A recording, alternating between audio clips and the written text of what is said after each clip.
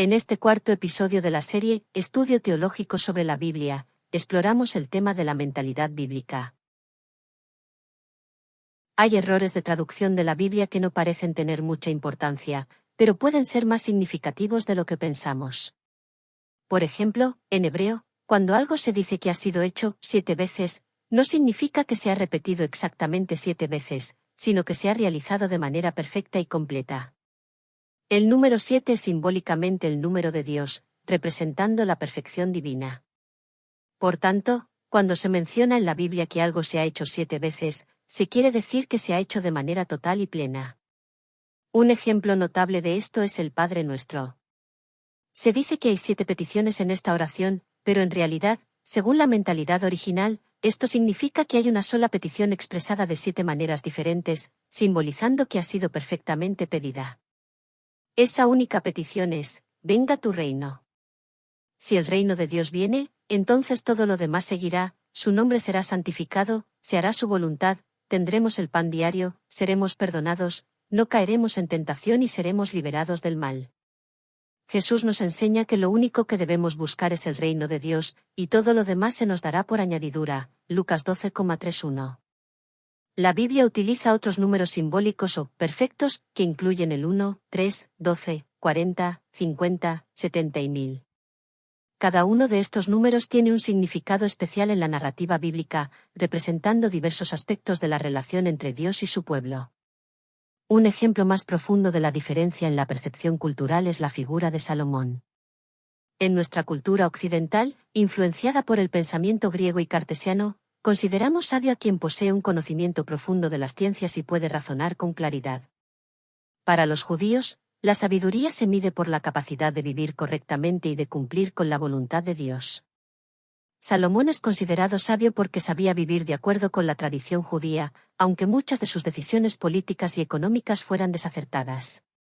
Tras su muerte, 10 tribus se rebelaron contra su sucesor, lo que demuestra que sus políticas no fueron exitosas. La Biblia nos presenta un solo caso concreto de su sabiduría, el famoso juicio del niño partido entre 2 madres. Este único ejemplo no es un testimonio impresionante para un rey que gobernó durante 40 años. Salomón utilizó los recursos acumulados por su padre David en lujos innecesarios, como un palacio, cientos de caballos, un harén enorme y una capilla lujosa, contrastando fuertemente con la imagen de sabiduría que se le atribuye. La interpretación de ciertos eventos descritos en la Biblia también puede ser problemática si no se entiende la mentalidad cultural. Por ejemplo, cuando Jesús instruye a sus discípulos a buscar a un hombre con un cántaro de agua para preparar la Pascua, no está haciendo una profecía milagrosa. En la sociedad judía, solo los hombres solteros llevaban cántaros de agua, ya que esta tarea era típicamente realizada por mujeres. Por lo tanto, Jesús simplemente estaba utilizando su conocimiento cultural para dar una instrucción precisa, y no realizando un acto de conocimiento sobrenatural. La ignorancia de la mentalidad con la que fue escrita la Biblia puede llevarnos a errores más graves.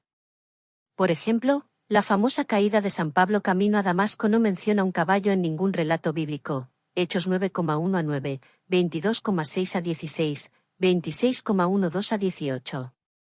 La imagen de Pablo cayendo del caballo fue creada por artistas y teólogos que no entendieron el contexto cultural y religioso del gesto de caer por tierra. Este gesto era común en el Antiguo Testamento y simbolizaba estar en la presencia de Dios, como se ve en la historia de Moisés en Éxodo 3,6. En este relato, la caída de Pablo simboliza su encuentro con lo divino, su reconocimiento de la presencia de Dios y su sumisión total ante él. Del mismo modo, en el relato de la captura de Jesús en el huerto de los olivos, Juan 18,6, donde los enemigos de Jesús caen por tierra, el gesto se interpreta teológicamente como un reconocimiento de la divinidad de Jesús. Al traducir literalmente sin comprender el contexto, se pierde esta confesión de fe en Jesús como Señor. Los enemigos de Jesús, al caer por tierra, están actuando como aquellos que se encuentran ante la presencia divina, reconociendo implícitamente su autoridad y divinidad. El contexto cultural también influye en cómo interpretamos los milagros. En el relato donde Jesús les dice a sus discípulos que encontrarán un hombre con un cántaro de agua al entrar en la ciudad para preparar la Pascua, LC 22,7 a 13, MC 14,12 a 16, MT 26,17 a 19, Algunos interpretan esto como un acto de conocimiento sobrenatural de Jesús. Sin embargo, en la cultura judía, los hombres no llevaban cántaros de agua, esta tarea era realizada por mujeres. Así que un hombre con un cántaro de agua sería inmediatamente identificable como alguien inusual, probablemente un hombre soltero. Jesús simplemente usó su conocimiento de las costumbres de su tiempo para dar instrucciones precisas a sus discípulos. Otro ejemplo es el uso del lenguaje apocalíptico en la Biblia. Durante la época de Jesús, era común un género literario llamado apocalíptico, que consistía en visiones del futuro mezcladas con discursos moralizadores y lenguaje simbólico. Estos escritos no eran profecías para eliminar la incertidumbre diaria, sino visiones del futuro definitivo para abordar situaciones conflictivas concretas. Se conocen unos 17 apocalipsis precristianos, atribuidos a grandes personajes como Abraham, Elías o Moisés para darles autoridad. Aunque no fueron aceptados oficialmente como inspirados por Dios, eran populares entre el pueblo. De los muchos apocalipsis surgidos en el cristianismo, solo el de Juan fue aceptado oficialmente. La llegada del reino de Dios se evidenciaría con señales claras, la más importante de las cuales era la ausencia de un templo legítimo porque Dios estaría presente entre su pueblo. La destrucción del templo en el año 70 fue vista como el comienzo de los tiempos definitivos. Esto inspiró el lenguaje simbólico del Apocalipsis para describir hechos políticos graves, como la toma de Jerusalén por los romanos y la persecución de Nerón contra los cristianos. Para los judíos piadosos, la destrucción de Jerusalén y del templo significaba la creación de una nueva Jerusalén mejor y la presencia directa de Dios entre su pueblo. La guerra, la peste y el hambre, vistas como las peores desgracias, también eran señales de la inminente intervención divina para liberar a su pueblo oprimido. Este tema se repite en el libro del Éxodo y en el libro de los Jueces, donde se muestra que la opresión extrema precede a la liberación divina. El fin del mundo, para los hebreos no significaba el fin del globo terrestre, sino el fin de la situación de opresión y explotación. No pequen más, se acerca el fin del mundo, puede interpretarse como, no pequen más, se acerca el fin de la explotación y de los explotadores, viene un mundo nuevo y una situación nueva, y deben estar del lado de los oprimidos y justos, no de los opresores que serán destruidos. Ejemplos para asimilar. 1. El mensaje universal de Dios considera la idea de que Dios habla no solo para el pueblo judío, sino para todas las personas en todas las épocas. Reflexiona sobre cómo los mensajes bíblicos pueden aplicarse a diferentes contextos históricos y culturales. Por ejemplo, lee y medita sobre cómo el relato de la creación en Génesis puede tener significado en nuestra comprensión moderna del mundo y nuestro papel en él. 2. La actualización del lenguaje y contenido. Piensa en la importancia de actualizar el lenguaje y contenido de la Biblia para que sea comprensible y relevante hoy. Compara diferentes versiones de un mismo pasaje, como Isaías 29, 15-21 o Marcos 14, 22-25, y observa cómo varían las traducciones.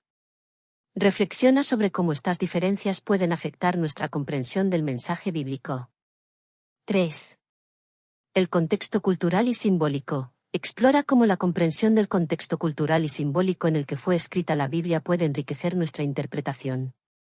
Lee y comenta textos como Génesis 3, 14-22, Salmo 35, y Apocalipsis 21, 1, 4, considerando cómo las metáforas y símbolos utilizados en estos pasajes pueden tener múltiples capas de significado dependiendo del contexto cultural. En Israel, y por ende en la Biblia, el nombre no era algo puramente convencional como lo es para nosotros. Entre el nombre y quien lo llevaba existía una relación esencial. Para un judío, la persona existe en el nombre que lleva y, por consiguiente, el nombre contiene una afirmación sobre la naturaleza o la cualidad de quien lo lleva. Conocer el nombre de una persona es conocer su esencia, penetrar su carácter y destino, tener poder sobre ella de alguna manera.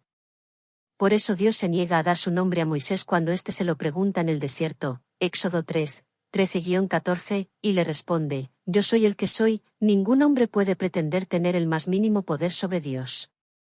Por eso prohíbe utilizar su nombre en vano, Éxodo 20, 7, Deuteronomio 5 y 11. En el original hebreo, el nombre de Dios se escribe con 4 consonantes y HWH, conocido como el sagrado tetragrama, es decir, las sagradas 4 letras. Sin embargo, no se pronunciaba por respeto y se sustituía por Adonai, mi Señor, Elohim, Creador, omnipotente y misterioso, Dios, Elyen, Altísimo, o El Sayad, omnipotente. A partir del siglo VII, se añadieron vocales para poder traducirlo a otras lenguas, resultando en la pronunciación más exacta como Yahvé.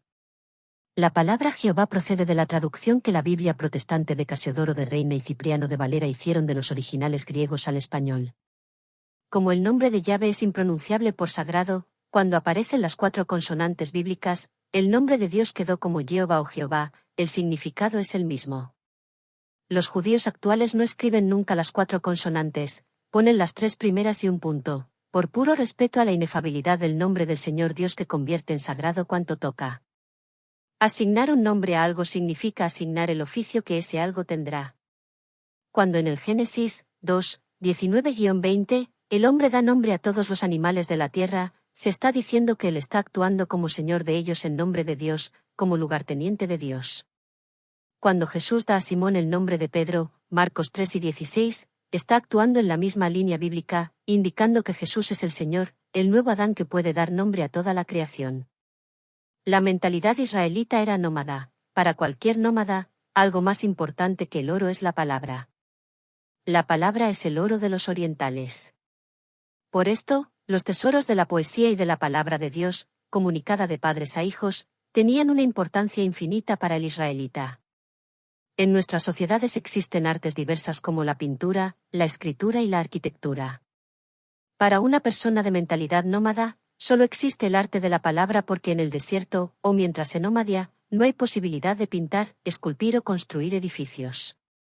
Por eso la palabra suple todas las artes. Para un judío, quien domina la palabra no es una persona cualquiera. Esa persona es un sacerdote, un curandero, un árbitro, un sabio y un jefe. Dios habla por medio de él. Esa persona es omnipotente, puede curar o matar, traer alegría o tristeza, desencadenar la cólera, la venganza o la guerra por medio de la palabra. Quien domina la palabra puede suscitar la tranquilidad del espíritu, la amistad, el amor y la paz, puede entusiasmar o desmoralizar. En resumen, quien domina la palabra se vuelve un personaje sagrado, tiene poder de Dios en él, verá que. Todos los jefes de tribu, para ejercer su autoridad, necesitaban el don de la elocuencia. En hebreo, nasa, príncipe, es el equivalente a orador. No es casualidad que en el Nuevo Testamento se diga que Jesús es la palabra de Dios hecha carne, visible, palpable y tocable, Juan 1, 17, que nunca nadie ha hablado como él, Juan 7 y 46, que quien oye su palabra y cree en él tiene vida eterna, Juan 5 y 24, que todo pasará, pero sus palabras no pasarán, Marcos 1 y 31, que sus palabras son de vida eterna, Juan 6, 69. Precisamente por el inmenso valor de la palabra, la Biblia da importancia a las bendiciones, ver Génesis 27, y a las maldiciones, Génesis 31,32, 35, 18, la palabra permanece y se cumple, por eso no se puede jugar con las palabras. Aparte del valor de la poesía, la Biblia utiliza el paralelismo y el ritmo en su lenguaje poético. A diferencia de nuestra poesía, que se caracteriza por rimas y ritmo sonoro, la poesía hebrea repite la misma idea con formas distintas. Por ejemplo, en Job 37, 1, mi corazón por eso tiembla, y salta fuera de su sitio, en el Salmo 121, 3, no deje el titubear tu pie. No duerma tu guardián. No duerme ni dormita el guardián de Israel, y en Lucas 1, 46-47, entonces dijo María, mi alma alaba al Señor, y mi corazón se alegra en Dios mi Salvador. Incluso libros como las Lamentaciones de Jeremías, escritos en poesía hebrea, comenzaban cada verso con una letra distinta del alfabeto, lo cual se pierde en la traducción a nuestro idioma. Ejemplos para asimilar. 1. Los números perfectos en nuestra cultura. Reflexiona sobre los números considerados perfectos o significativos en nuestra cultura, como el 7 o el 10. Por ejemplo, el número 7 es considerado un número de suerte y perfección en muchas culturas. ¿Por qué se utilizan más y qué significado les damos? 2. El concepto de sabiduría. Piensa en las diferentes concepciones de sabiduría en nuestro entorno. Por ejemplo, ¿cómo se considera sabio a un científico, un gobernante, un campesino, un obrero o un profesor? Reflexiona sobre cómo cada uno de ellos puede ser visto como sabio en su propio contexto. 3.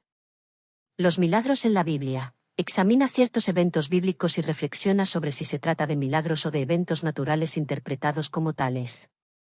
Por ejemplo, lee y comenta los casos narrados en Génesis 7 y 26, la mujer de Lot convertida en sal, Esdras 1, 1, 4, el edicto de Ciro, Tobías 6, 7-9, el uso del hígado de un pez para ahuyentar a un demonio, Lucas 1 y 48, la anunciación a María, Juan 5, 4, el ángel que agita el agua de la piscina de Betesda, y Hechos 5 y 15, la sombra de Pedro que cura a los enfermos. Reflexiona sobre si estos eventos pueden tener explicaciones naturales o si deben ser considerados milagros divinos.